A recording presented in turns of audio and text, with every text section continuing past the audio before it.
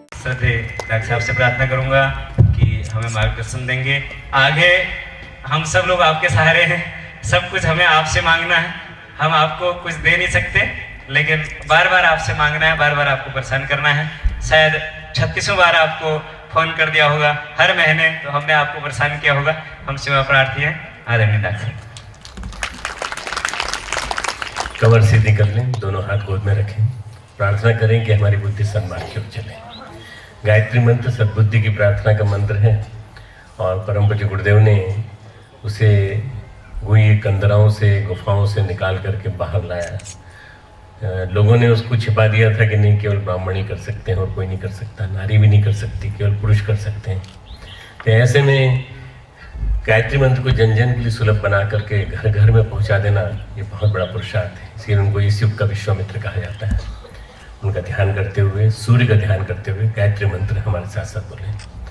ओम भूर्भुवः स्वः तत्सवितुर्वरेण्यं भर्गो देवस्य धीमहि धियो यो नः प्रचोदयात्। ओम गुरुर्ब्रह्मा गुरुर्विष्णु गुरुरेव महेश्वरः गुरुः साक्षात् परब्रह्म तस्मै श्री गुरुवे नमः। अखण्डमण्डलाकारं व्याप्तं येन चराचरं तत्पदं दर्शितं येन तस्मै श्री गुरुवे नमः। मातृवत् लालयित्री च पितृवत् मार्गदर्शिका नमोस्तु गुरुसत्तायै श्रद्धा प्रज्ञायुता च, श्रद्धा प्रज्ञायुता च। परम पूज्य गुरुदेव और परमन्या माता जी की सूक्ष्म उपस्थिति में मंच पर मेरे साथ विराजमान हमारे इस प्रांत उत्तराखंड के यशस्वी मंत्री हरीशचंद्र गपाल जी। और सबसे बड़ी बात ये कि एक सालगिरह चल रही है, सालगिरह का अभियान चल रहा है इस समय। हमारे प्रांत का सालगिरह 6 से लेकर 9 नवंबर तक मन रही है, 10 नवंबर तक मन रही है। इसी के साथ साथ जागेश्वर में एक फेस्टिवल भी चल रहा है। उसके बावजूद भी आप हमारे बीच में आज मौजूद हैं। मैं आपका आभार व्यक्त करता हूं कि आप हमारे बीच में आए और आपने उपस्थिति ये सोच के दर्ज की कि ये अपना कार्यक्रम है, मेरा अपना कार्यक्रम है, यहाँ जाना चाहिए। यहाँ बैठे हुए सभी देवतुल्य भाई, देवी स्वरूप बहनों, शक्ति स्वरूप माताओं, पत्रकार मित्रों, सभी हल्द्वानी नगर के बुद्धिजीवी नागरिक भाइयों बहनों, जिस समय से हम गुजर रहे हैं बड़ा कठिन समय, बड़ा क्लिष्ट समय है। इस समय में कहीं भी आस्तिकता की, भगवान की और इसकी बात करो तो लोग उसको समझते नहीं हैं, ठीक से नहीं समझते। और दुनिया भर की और भी कई ऐसी बातें हैं जिनसे कि आस्था आदमी की गड़बड़ाए, उसकी बातें करते हैं। आदमी की आस्था यदि परमात्मा के प्रति है, विश्वास है कि परमात्मा नाम की वो सत्ता है ऊपर, तो आदमी अच्छे काम करता है, बड़े अच्छी दिशा में चलने वाले काम करता है। और जब गड़बड़ा जाती है आस्था, जब उसकी श्रद्धा गड़बड़ जाती है, तो फिर नहीं करता। फिर वो ऐसे काम करता है जिससे किसी को कह सकते हैं कि मानव को शोभा नहीं देता। भगवान कृष्ण ने गीता में कहा है, अर्जुन को उपदेश देते समय दूसरे अध्याय में लताड़ लगाई है, क्लैब्यम मां स्वगम पार्थ न एतत्त्वयि उपपद्यते। ये जो वर्ड है नेतत्वयि उपपद्यते, तुझे शोभा नहीं देता। ये क्लीवता का आचरण, नपुंसकता का आचरण तुझे शोभा नहीं देता। तू क्षत्रिय है और क्षत्रिय वीर होने के नाते तुझे सुनना चाहिए कि ये युद्ध होना है। युद्ध अनीति और नीति के बीच में है और तू मना कर रहा है कि मैं युद्ध नहीं करूंगा। ऐसे कैसे काम चलेगा? क्षुद्रम हृदय दौर्बल्यम त्यक्तोत्तिष्ठ परंतप। हृदय की शुद्धता को छोड़, दुर्बलता को छोड़, त्यक्तो उत्तिष्ठ, खड़ा हो जा। परंतप, हे शत्रु विनाशकारी अर्जुन, तू खड़ा हो जा। आज हम सबकी स्थिति अर्जुन जैसी है और परम सत्ता भगवान कृष्ण के रूप में ऊपर से हमसे आवाज़ लगाती है कि समाज में जितना पतन हो रहा है, नारी जाति का जितना ज़्यादा दलित हो रही है, जगह जगह दुराचार की घटनाएं सुनने को आती हैं, जगह जगह छोटी छोटी बच्चियों के साथ गड़बड़ी होती देखी जाती हैं। तो नारी से उद्धार हम तो क्या करेंगे? नारी तो शक्ति है, स्वयं में शक्ति है, पर नारी सशक्तिकरण और नारी अभ्युदय, ये आज की हमारी सबसे बड़ी आवश्यकता है। इसके साथ साथ हमारे देश में जितनी भी कुरीतियां हैं, जितनी भी ऐसी मूढ़ मान्यताएं हैं, उनके खिलाफ संघर्ष हो। सबसे बड़ी मूढ़ मान्यता तो ये कि ऐसा करने से ऐसा हो जाता है, ऐसा करने से ऐसा हो जाता है, यानी गलत सलत मान्यताएं भरी पड़ी हैं। उसमें बलि देने की प्रथम परंपरा भी है। और बड़ी खुशी की बात है मित्रों कि पहाड़ से परंपरा धीरे धीरे करके हटती चली गई, समाप्त होती चली गई। मैं कुमायूं और गढ़वाल में कई हिस्सों में घूमा हूँ और मैंने देखा है कि पिछले 10, 12, 15 वर्षों में बड़ी तेजी से आंदोलन चला। और मैं समझता हूँ कि इस प्रांत के स्वतंत्र होने के बाद भी, एक अलग अस्तित्व में आने के बाद भी बहुत ही सुंदर क्रम चला है कि जैसे हमारे गोलू महाराज के नज़दीक हमारे चितई का शक्तिपीठ है। गोलू महाराज के यहाँ बलि होती थी, अब बंद हो गई बिल्कुल। मान्यताएं वैसे ही पूरी होती हैं। बलि तो हम अपनी मर्जी के लिए देते थे, भगवान की मर्जी के लिए नहीं देते थे, वो भी दूर हुई। तो दुनिया भर के व्यसन समाज में संव्याप्त हैं। शराब है और तंबाकू है, बीड़ी है, सिगरेट है। इन सब ने भी बहुत बुरी तरह से आदमी को खोखला कर रखा है। आदमी बीमार है, अशक्त है। और शराब तो पहाड़ में बहुत ज़्यादा है। इसके बारे में संघर्ष करने की बहुत ज़्यादा ज़रूरत है। इसके अलावा और भी कई तरह की तकलीफ़ें हैं। हम पहाड़ काट रहे हैं, हम नदी का खनन कर रहे हैं, हम पानी के स्रोत समाप्त कर रहे हैं, पानी के ग्लेशियर समाप्त कर रहे हैं। नदी जो बहती है उसके ग्लेशियर जो है, उसके किनारे लगे हुए पेड़ होते हैं और वो पेड़ों को ही नहीं लगाएंगे हम, पेड़ों को लगाने का क्रम बंद कर देंगे तो कैसे काम चलेगा। गायत्री परिवार ने एक बहुत बड़ा अभियान हाथ में लिया है जो आप सबकी जानकारी में है, वो है गंगा जल निर्मलीकरण अभियान। गंगा को अविरल बनाना, गंगा को शुद्ध बनाना। और इसके लिए एक साथ एक समय में 18 अक्टूबर के दिन एक साथ गोमुख से लेकर गंगा सागर तक 18,000 घाटों पर एक साथ सफाई का काम चालू हुआ और सभी लोग जगह पूरे देश के कार्यकर्ताओं ने सफाई की और सब लोगों ने मिलकर के वहाँ पर पेड़ लगाए। तो जब तक ये सामूहिक प्रयास नहीं चलेंगे तब तक कुछ नहीं होने वाला। तो हम लोगों ने एक संकल्प लिया है कि हम 2025 तक गंगा को शुद्ध कर देंगे। गंगा को ही नहीं, गंगा में मिलने वाली हर नदी को भी शुद्ध कर देंगे। जब तक उनको शुद्ध नहीं करेंगे तो गंगा में तो फिर नाले और गंगा उनके थ्रू मिलते रहेंगे, उन नदियों के माध्यम से। जैसे आपकी कोसी मिलती है, जैसे आपकी गंडकी मिलती है, जैसे बागमती मिलती है, जैसे इन सब नदियों से बेतवा मिलती है, यमुना मिलती है, इन सब के माध्यम से फिर प्रदूषित हो जाएगी। तो गंगा शुद्धि अभियान गायत्री परिवार ने जो आरंभ किया उसमें 10 लाख वॉलंटियर 10 साल तक काम करेंगे। और 10 साल तक काम करके हम पूरी तरह से, सरकार अपना काम कर रही है, सरकार के काम में कितना ज़्यादा हम सहायक होंगे हम नहीं जानते, और हम अपना काम कर देंगे कि गंगा को नहाने लायक बना देंगे, गंगा को आचमन लायक बना देंगे, गंगा को इतना शुद्ध कर देंगे तो उसकी वैसी स्थिति आ जाएगी। तो गंगा के साथ जब भी नाम लिया जाता है तो गौ माता के लिया जाता है। गंगा, गौ, गुरु, गीता, गायत्री, ये 5 जो ग हैं बड़े प्रसिद्ध हैं जिनके साथ लिया जाता है। अध्यात्म के 5 प्रसिद्ध ग हैं। इसमें जो गौ माता है इसकी जब तक हत्या होती रहेगी, जब तक इसको वध होता रहेगा, जब तक इसको काटा जाता रहेगा, तब तक हमारे यहाँ आपदाएं आएंगी, तब तक हमारे यहाँ नेचुरल जो कैलेमिटीज जिनको कहते हैं वो आती रहेंगी। मैं एक चिकित्सक हूँ, एक वैज्ञानिक हूँ, इसलिए इस नाते मैं कह सकता हूँ कि निश्चित रूप से इसकी गौ माता की गौ माता धर्म का प्रतीक है, जीता जागता एक धर्म है। एक गौ माता पूरे घर को जीवन भर में कितना देती है उसकी आप गिनती नहीं कर सकते। लगभग 50-52 लाख रुपए के बराबर की आय देती है एक परिवार को, वो पूरे जीवन भर में अपने जितना जीवन है उसका 30-35-40 साल का जीवन है, इतनी आय देती है। तो एक गौ माता को पालना, गौ माता को रखना हमारे धर्म माना गया है, हमारे कहा गया है कि गौ माता को रखना चाहिए। नहीं रख सके तो पूरी कॉलोनी मिलकर के गौशाला को संचालित कर ले, छोटी सी जगह गौशाला के लिए रख लें, पूरी कॉलोनी मिलकर के उसका करें। और अगर बड़े बड़े मल्टी स्टोरेज बिल्डिंग में रहते हैं तो कहीं छोटी जगह हो जहाँ की आप गौशाला चलाएं। इस तरह छोटी छोटी गौशाला के प्रोजेक्ट चलने लगेंगे तो गौ माता की रक्षा होने की वजह से मैं समझता हूँ कि आर्थिक सशक्तिकरण, यह हमारे देश की आर्थिक नींव से उससे जुड़ी है, आर्थिक सशक्तिकरण से जुड़ी हुई है गौ माता। और न जाने क्यों लोगों की बुद्धि फिर गड़बड़ा गई है, क्या हो गया है, न जाने किस तरह के बयान गोमांस के बारे में आ रहे हैं। मित्रों, मैं समझता हूँ कि जिसको जो खाना है खाए, कोई दुनिया में कोई दिक्कत नहीं है, हम किसी को रोक नहीं सकते, क्योंकि विविधतापूर्ण देश, हमारे देश की विविधता अपने आप में एक महत्वपूर्ण चीज़ है जो कहीं नहीं मिलती। ऐसी विविधता, वेरिगिटी, जिसमें कि डाइवर्सिटी इतनी ज़्यादा है कि सारे धर्म यहाँ पनप सकते हैं। आप यहाँ सऊदी अरब जाकर के आप प्रचार करके देखो, दिखा दो हमें कि आप हिंदू धर्म का प्रचार करने आए, आपको घुसने नहीं देंगे, आपको जेल में बंद कर देंगे, आपको सजा हो जाएगी वहाँ। परंतु सऊदी अरब का आदमी हमारे यहाँ के प्रचार कर सकता है, कोई दिक्कत नहीं है। हमारे यहाँ हर एक धर्म के लोगों के लिए स्वतंत्रता है।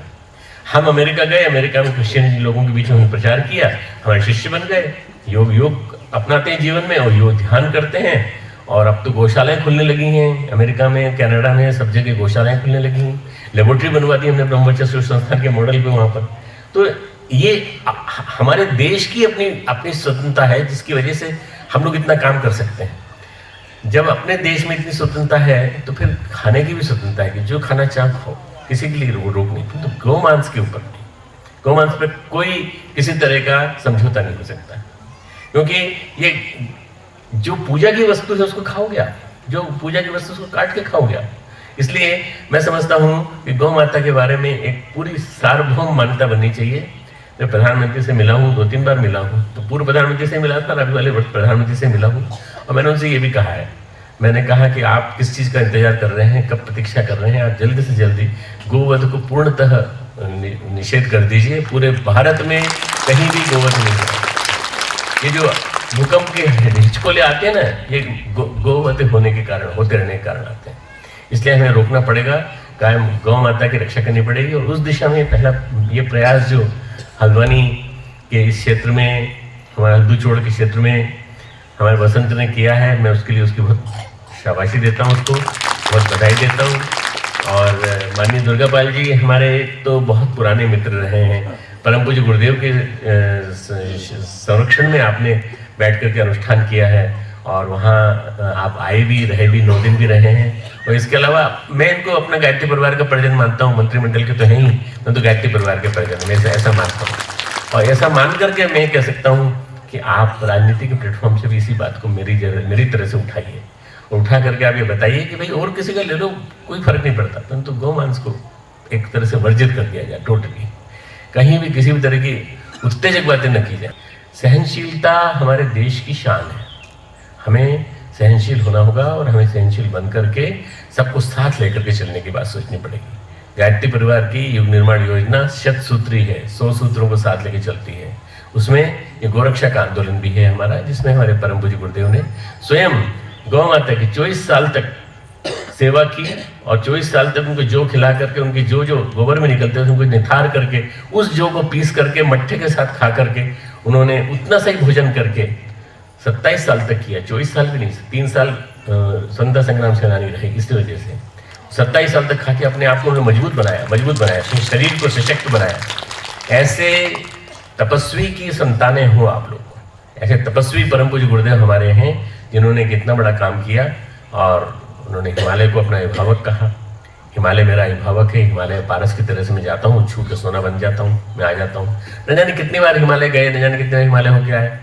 मित्रों, मैंने भी हिमालय को उसी तरह से आराध्य माना जैसे गुरुदेव को माना था, गुरुदेव ने माना था। मैं गुरुदेव की तरह से मैं भी मानता हूँ, और मैं बार बार जाता हूँ। लोग बद्रीनाथ केदारनाथ जाते हैं, मैं तो इधर आता हूँ, कुमायूं आता हूँ। कुमायूं के सारे जितने शिखर हैं, नंदा देवी से लेकर के और उधर तक के, उन सबको मैं पूजनीय मानता हूँ, आराध्य मानता हूँ। इसीलिए मैं बार बार जाता हूँ, बार बार जाकर उनके संरक्षण में साथ रहने का प्रयास करता हूँ।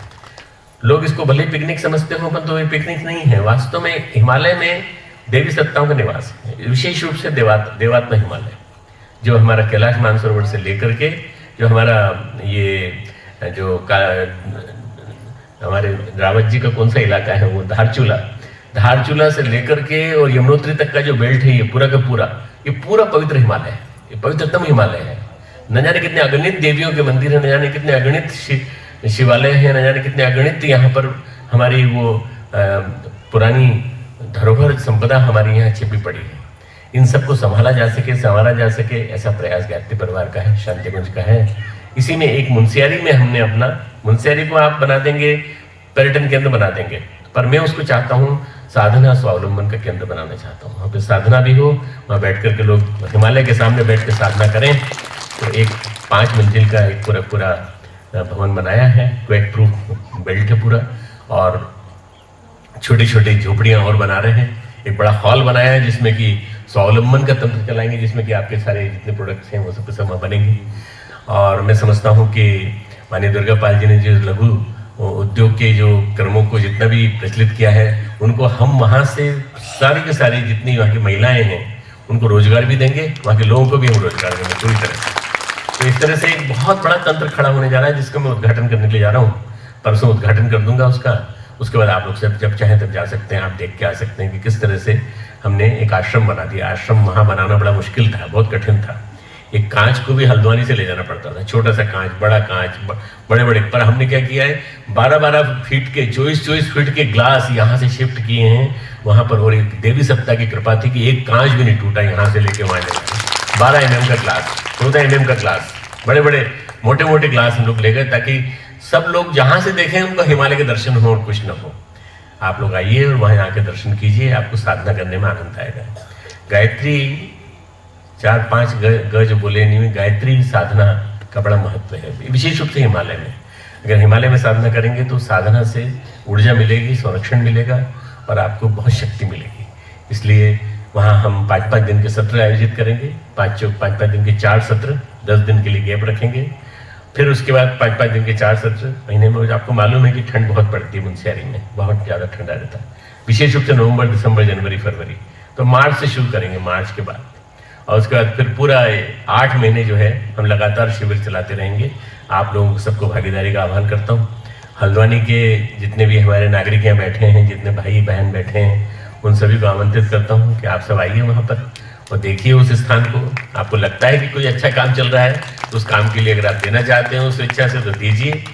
और वहाँ हमने कमरे बनवाए हैं, कमरों में कहीं किसी अंदर किसी तरह ठंड नहीं लगती। बाहर कितनी भी ठंड हो, पानी बर्फ गिर रही हो, ओले गिर रहे हो, तो भी किसी तरह ठंड नहीं लगती। हमने इंसुलेटेड बनाया पूरे के पूरे कमरे, कक्ष पूरे बनाए।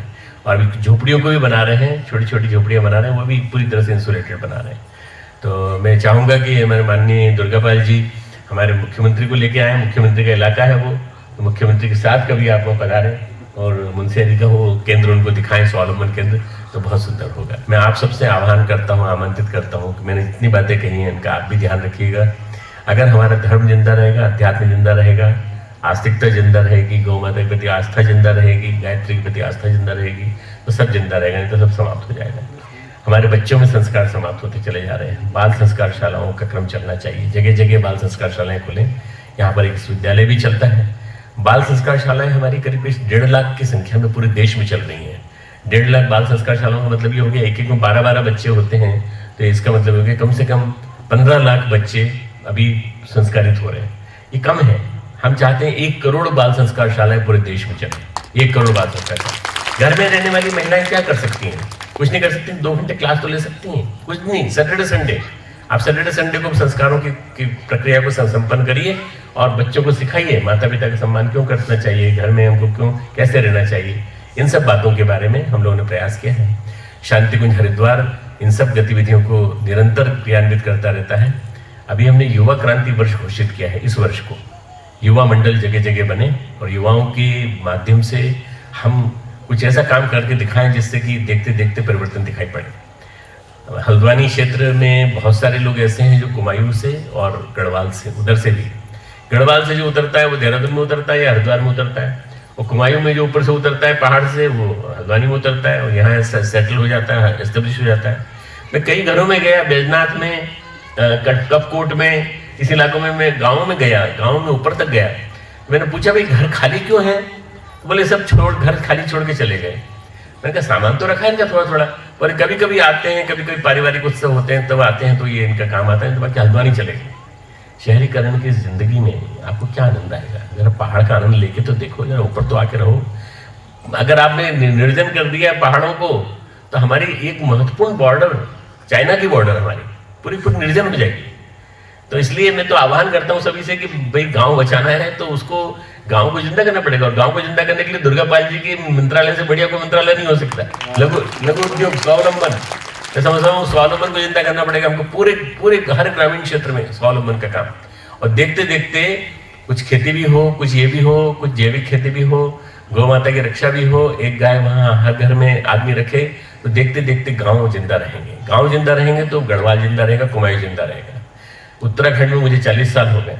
मैं इसलिए बताना चाहता हूँ कि लोग कभी कोई हमको समझते हैं हम मैदान के हैं, हम मतलब मध्य प्रदेश के इधर के हैं।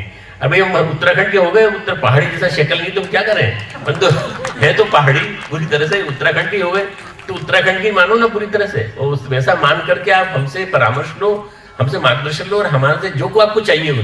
वसंत ने कहा आज कि हम मांगते रहेंगे आपसे, तुम मांगते रहो, हम तुमको देते रहेंगे, जो तुमको चाहिए वो देते रहेंगे। ये तीनों गाय हमारे यहाँ से आई हैं, दोनों हमारी गौशाला से आई हैं, आगे भी इसको जरूरत पड़ेगी, विस्तार करेगा तो हम दे देंगे। फिर इनका गौ माता का जो प्रोडक्ट है, काऊ यूरिन का और गोमूत्र गोबर का, इनसे जो प्रोडक्ट है, जड़ी बूटी का अर्क मिला करके इनकी औषधियां बनती हैं।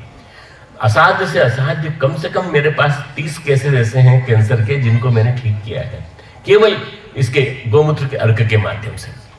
न जाने क्यों विश्वास ही नहीं हो रहा है लोगों को, परंतु जब वो देवलापार की जो नागपुर के पास की एक लेबोरेटरी है वो करती है, और हमारे माशेलकर जी जो हमारे साइंटिस्ट हैं, DRDO के चीफ रहे, उन्होंने जब इसको प्रूव कर दिया तब लोगों ने मानना चालू किया कि वास्तव में इसमें सही कोई ना कोई बात होनी चाहिए।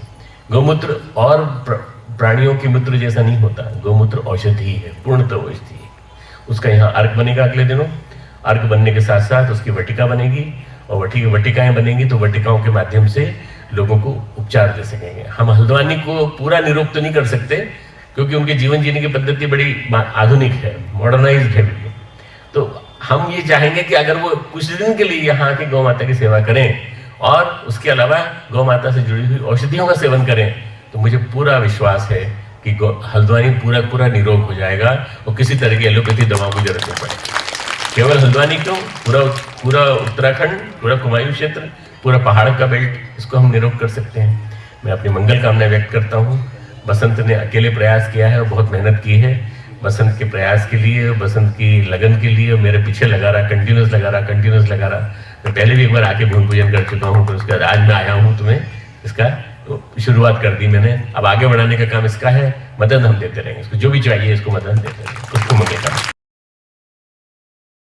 आज हम सबके लिए बहुत महत्वपूर्ण दिन है कि पूरे देश विदेश की पहचान, शांति कुंज की पहचान डॉक्टर प्रणव पांड्या जी हमारे बीच में हैं। और सबसे पहले मैं अंतर्मन से आपका और उपस्थित सभी मातृशक्ति की ओर से, अपने बुजुर्गों की ओर से आपका अभिनंदन करता हूँ, स्वागत करता हूँ, आपको बहुत बहुत धन्यवाद देना चाहता हूँ। हमारे बीच में हमारे ब्लॉक प्रमुख भोला भट्ट जी बैठे हैं, हमारे चेयरमैन लाल कुआ मिश्रा जी बैठे हैं, हमारे रामेश्वर गिरी महाराज बैठे हैं, अन्य सभी मातृशक्ति यहाँ पर हैं। डॉक्टर साहब ने बहुत ही महत्वपूर्ण बातें बताई जो आज के समाज की आवश्यकता है। समाज में जो विसंगतियाँ, जो कुरीतियाँ, जो बुराइयाँ दुर्गंध फैला रही हैं, उनको सुगंधित कैसे किया जाए, यह बहुत महत्वपूर्ण विषय है। इसको आत्मघात करना पड़ेगा, इसको मन में रखना पड़ेगा। और गायत्री की महिमा तो अपार है। मुझे तो पूज्य गुरुदेव जी के आशीर्वाद लेने का मौका मिला, शांति कुंज में सपरिवार रहने का मौका मिला, विभिन्न स्थानों में जाने का मौका मिला, वंदनीय माता जी का भी आशीर्वाद लेने को मिला।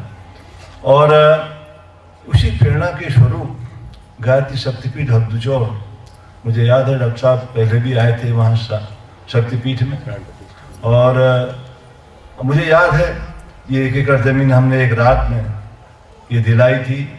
बहुत से लोग नहीं हैं, राम जी मेहता जी हमारे बीच में नहीं है, कई साथी नहीं हैं, मुझे वो पुराने स्मरण भी याद आ रहे हैं। और उस बात को आगे बढ़ाया है। मैं बसंत भाई को बहुत धन्यवाद देना चाहता हूँ। उन्होंने श्रम विषम परिस्थितियों में काम करके एक अपने स्तर से, अपने सहयोगी स्तर से जो कुछ अभी उन्होंने कहा, बहुत महत्वपूर्ण बात है। समाज के लिए काम करना एक छोटा मोटा काम नहीं है। समाज की चिंता करना, समाज की पीड़ा को समझना, ये बहुत बड़ी बात है। डॉक्टर साहब तो बहुत बृहद जानकारी रखते हैं, और देश में नहीं विदेशों में भी जो लोगों की तकलीफें हैं, जो लोगों को महत्वपूर्ण जानकारियां देने की आवश्यकता है, जो समय का तकाजा है, उसको बताने का सतत प्रयास करते हैं। गायत्री महिमा, गायत्री मंत्र अपने आप में महामंत्र है। गायत्री हर घर की पहचान होनी चाहिए।